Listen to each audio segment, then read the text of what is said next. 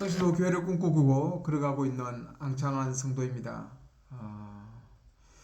요즘에 부산에서 큰 대형 집회들이 있었다고 합니다. 그리스도인들이 수많은 그리스도인이 모여서 인파가 모여서 기도하고 말씀 듣고 찬양하고 그 속에 있으면 뭔가 이루어지는 것 같고 뭔가 하나님의 역사와 능력이 드러날 것 같고 뭔가 엄청난 일들이 일어날 것처럼 그런 느낌이 있지만 그러나 실제 현장으로 돌아와 보면 또 여전히 아무것도 아닌 큰 집회나 어떤 이런 모임이나 어떤 이런 부분으로 우리의 신앙이 자꾸 표현되고 세상 앞에 드러날 때 그것은 우리들만의 리그가 되는 것이고 하나의 어떤 종교적인 행위밖에 되지 않습니다. 우리가 정말 큰 수련회를 엄청난 사람들이 모여서 수련회를 가지고 엄청난 은혜를 받고 그리고 삶의 현장으로 돌아왔을 때 과연 그 속에 뭐가 남아 있는가? 집회 때 기도하고 찬양하고 말씀 듣고 뭔가 그 분위기 속에 있을 때는 뭔가 내가 하나님의 은혜 속에 있는 것 같고 하나님의 역사와 능력이 이루어지는 것 같지만 그러나 실제 현장에서 살아간 삶 속에서 신앙의 실체를 찾기는 쉽지 않다. 그리스도인들이 이렇게 자꾸 모임과 어떤 이런 행사, 주일날 대예배라든지 수요예배라든지 금요철화라든지 이러한 어떤 행사를 통해서 모임을 통해서 신앙을 어떤 발현하려고 하고 드러내려고 하는 것이 정말 심각한 문제다. 그래서 한국에 있는 그리스도인들이 정말 삶의 변화는 없이 삶의 어떤 부딪힘은 없이 그냥 하나의 종교적인 행위 속에 들어갈 수밖에 없는 것이다. 우리가 평신도 교회를 꿈꾸고 뭔가 신앙의 실체를 자꾸 제가 이야기하는 것은 평신도 교회는 모든 평신도들이 삶을 주관하고 서로 나누고 서로 연관되어 있기 때문에 그 속에서 신앙의 어떤 실체와 삶의 모든 모습들이 드러날 수밖에 없습니다. 그리고 결국은 그 평신도 교회를 통해서 하나님의 나라가 온전하게 이루어져 가는 그 모습을 정말 볼 수 있는 것이죠. 몸이 되어 간다. 그리스도 머리 대신 그리스도를 따라서 몸이 장성해 간다는 것이 무엇인지를 체험할 수 있는 것입니다. 우리가 그리스도의 몸으로서 머리 대신 그리스도와 함께 뭔가 자라가고 뭔가 되어져 가고 있다라고 하는 그 실체가 평신도 교회가 아니면 경험할 수가 없습니다. 그런 교회가 아니면 전부 다 어떤 프로그램이나 어떤 행사나 집회나 이런 걸 통해서 신앙을 자꾸 드러내려고 하고 발현하려고. 그러니까 그 속에 인격이나 인성이나 어떤 그 성령이 함께 하심이나 이런 어떤 부분들은 다 경험되지 못하는 것이죠. 그러니까 이상한 거죠. 기도도 열심히 하고 신앙도 정말 잘하고 모임도 잘하는데 그의 인성과 그의 삶이 다듬어지지 않는 것이죠. 하나님 나라를 이루어갈 언약의 백성으로서의 그 가치관과 그런 인성들을 갖추지 못하는 현실이죠, 한국에. 그래서 정말 대형교회 많은 사람들, 특히 어떤 그런 목사로서 추앙을 받는 자들이 범죄하고 어떤 성적인 문제나 어떤 돈의 문제나 세습의 문제나 이런 부분들에 빠지는 것은 신앙을 그런 실제적인 몸에 부딪힌 몸을 세워가는 과정으로서의 신앙이 아니라 어떤 집회나 어떤 그 모임이나 이런 데서 발현됐던 그런 데서 경험하고 그런 데서 나타냈던 신앙으로 만들어져 있기 때문에 삶에서 그렇게 쉽게 무너지고 삶에서 쓰러지고 그리고 정말 타락의 길로 걸어갈 수밖에 없는 거죠. 한국 교회가 지금 그렇게 많이 무너져 가고 있는 이유들도 그런 하나의 흐름 속에 있을 수 있다라는 이 사실을 좀 분명하게 인지했으면 좋겠습니다. 제가 저번에 그루트기 신앙과 남은 자의 사상에 대한 부분을 하면서 엘리야의 그 이야기를 하면서 그래도 7,000명 뭐 완전 수지만 하나님의 언약을 붙들고 살아가는 사람들이 남아 있다는 사실들. 그래서 이사야가 뭐 엄청난 지진 속에서 폭풍우 속에서 잔잔하게 들려오신 하나님의 음성을 듣고 그가 다음 행보로 찾았던 것은 사람을 키우고 제자를 키우는 것이고, 그리고 엘리사에게 그 정권이 위임되어 가는 부분들을 우리가 좀 바라보게 됩니다. 하나님의 그 언약을 이해하고 나아가는 것이죠. 뭔가 하나님의 언약이 이루어져 간다는 것은 뭐 화려하고 크고 대단하게 뭐 이루어지는 것 같지만, 그러나 실제 현장에 들어가 보면 그렇지 않다는 것입니다. 그래서 정말 엄청난 집회와 대형 집회와 그 속에서 뭐 엄청난 기도와 눈물과 회개와 그런 거 하면 뭐예요? 하면 뭐하냐고. 그게 끝이에요.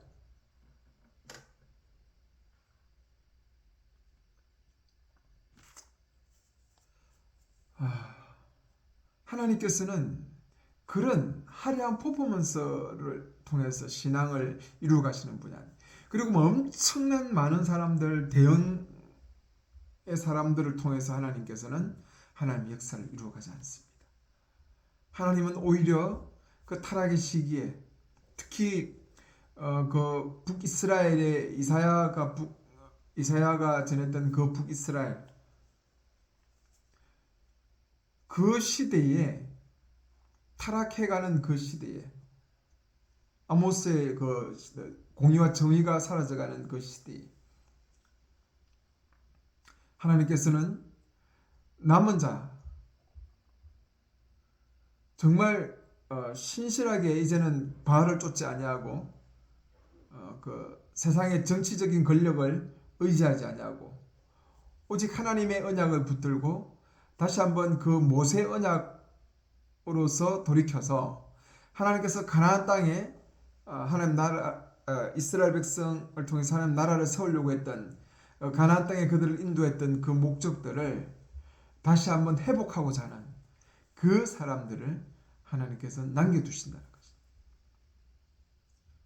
상수리 나무와 밤나무가 배임을 당해도 그 거루터기를 남겨둔대. 그것이 거룩한 씨다. 뭐 신이 단수니까 그것이 나중에 예수 그리스도라고 이야기하는 분도 계십니다. 물론 저는 충분히 이해합니다. 그러나 그 씨 자체가 하나하나의 개념이니까, 하나에서 퍼진다는 개념이니까, 그 언약을 제대로 이해하고 다시 한번 모세 언약으로 돌아와서 하나님이 꿈꾸셨던 그 하나님의 언약을 이루어 내겠다. 그런 자들을 하나님께서 남겨두시는 것입니다. 비록 그들이 나중에는 그 유다까지 멸망해서 완전하게 이제 멸망해서 포로로 잡혀가지만 하나님께서 그들 중에서 온전한 자를 남겨두셔서, 소수를 남겨두셔서 그들을 다시 이 땅에 데리고 와서 세우는 것이죠. 물론 그 고레스를 통해서 그런 일들이 일어났지만 여전히 또 이스라엘 역사 안에는 반복이 일어나면서 많은 사람들이 그 모세 언약을 온전하게 이루지 못하고 그 언약을 쫓아가지 못하고 또 타락하고 부패하고, 그래서 그 말라기에 하나님의 심판이 있지 않습니까? 그리고 로마서를 보면 또 이사야가 로마서 9장 7절에 또 이사야가 이스라엘에 관하여 외치되 이스라엘 자손들의 수가 비록 바다의 모래 같을지라도 남은 자만 구원을 받으리라. 로마서 11장 5절에 그런즉 이와 같이 지금도 은혜로 택하심을 따라 남은 자가 있느니라. 그 이스라엘에 대한 심판을 이야기하는 중에 바울이 우리 이스라엘의 심판을 이야기하는 중에 이 말씀을 하지 않습니까? 수많은 이스라엘 백성이 있지만 그 중에도 언약을 이해하고 하나님의 언약을 쫓아서 모세 언약을 쫓아서 그 모세 언약 속에 이루어져가는 하나님의 나라를 온전하게 이루어 가기를 원하는 그 사람들 만이 하나님의 구속사에 동참을 하는 것이죠. 그래서 예수 그리스도가 이 땅에 오셨을 때 유대인들에게 제일 먼저 복음의 메시지를 전했지만 다 거부당하지 않습니까? 그래서 이방에까지 하나님의 문이 열려져 가면서 정말 새 언약 속에서 하나님 나라의 완성이라는 그 놀라운 비전을 바라보게 되고 그 길을 걸어가게 되는 것이죠.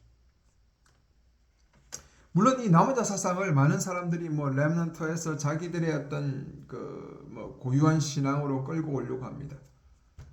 그래서 우리 단체만 구원이 있고 너희들은 아니고 이단들이 쓰기에 좋은 내용들이죠. 남은 자 사상, 남은 자들만, 소수들만 하나님의 그 구속사에 동참한다. 여러분 그 단체 저도 지금 제가 말하는 사람만 아니에요. 중요한 것은 그 하나님께서 그 이스라엘을 통해서 그루터기와 남은 자들을 세우셔가는 그들의 정신, 그들의 핵심은 뭐냐면 오직 다시 하나님께로 돌아오는 것입니다. 그 말은 무슨 말이냐면 공의와 정의가 흐르는 그런 나라를 만드는 거죠. 하나님을 온전한 왕으로 모시고 그 율법을 쫓아서 살아가는. 그래서 많은 선지자들과 그 시대의 선지자들은 거의 모세 언약에 의해서 비판하고 판단하고 모세 언약을 바라보면서 소망하고 꿈을 꾸게 만듭니다. 그래서 공의롭냐? 왕이 공의와 정의를 행하냐? 아니면 그 모든 나라들이 공의와 정의를 하고 특히 가부와 고아를 돌아보느냐?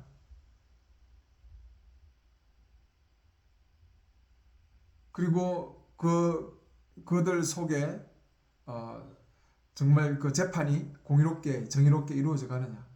가진 자와 가지지 않는 자, 부자와 가난한 자 상관없이. 그리고 그들 속에 하나님의 율법이 온전한 힘을 발휘해서 하나님을 진정한 왕으로 모시고 있느냐, 그렇지 않느냐.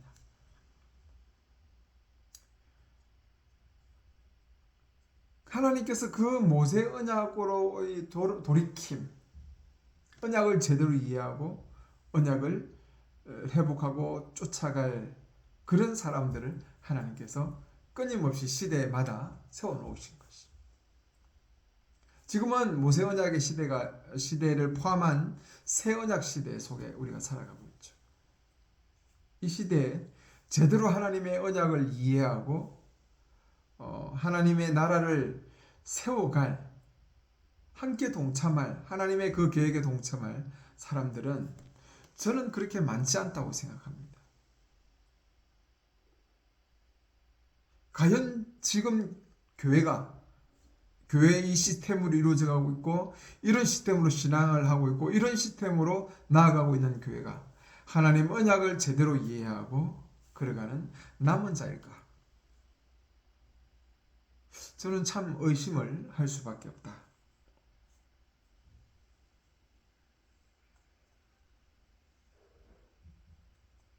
남은 자로서 정말 소수로서 하나님의 그 나라를 이루어갈 하나님의 구속사를 제대로 이해하고 하나님의 언약 백성으로서 그 길을 걸어갈 그 사람들을 하나님께서는 여전히 시대마다 일으키시고 세워놓으시고 소망을 주시고 이미 외형적으로는 포로로 나라가 완전히 망해버려서 하나님 나라가 망했다라고 말할 수 있는 상황이지만 그러나 여전히 그 속에 하나님은 이스라엘을 통해서 그 소망의 메시지를 던지고 있는 것입니다. 오늘도 여전히 시대는 정말 답이 없는 모습들을 가지고 교회가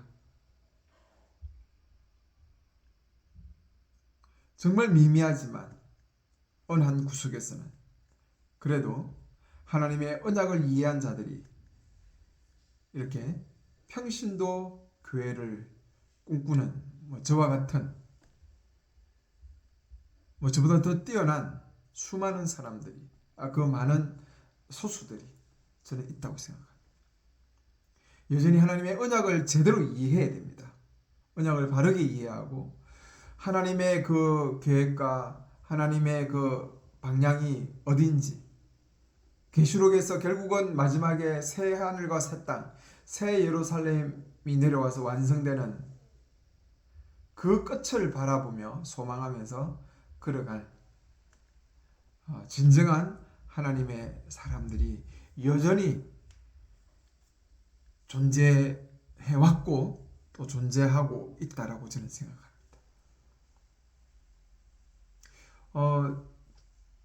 제가 우리 이런 정통적인 교회사가 아니라 순례하는 교회라고 신약 교회를 꿈꾸면서 걸어온 그 교회사가 있습니다. 여전히 시대마다 하나님은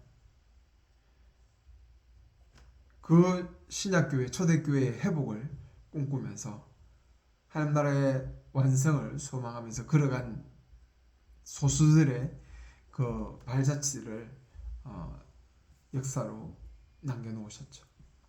저는 그 책을 읽으면서 저는 정통적인 교회사만 배워왔던 신학생이었지만 그러나 그 교회사를 다시 한번 보면서 참 하나님은 소수지만 여전히 신실하게 하나님의 언약을 이해하고 그것을 붙들고 걸어간 사람들이 있구나 라는 사실들을 다시 한번 발견합니다.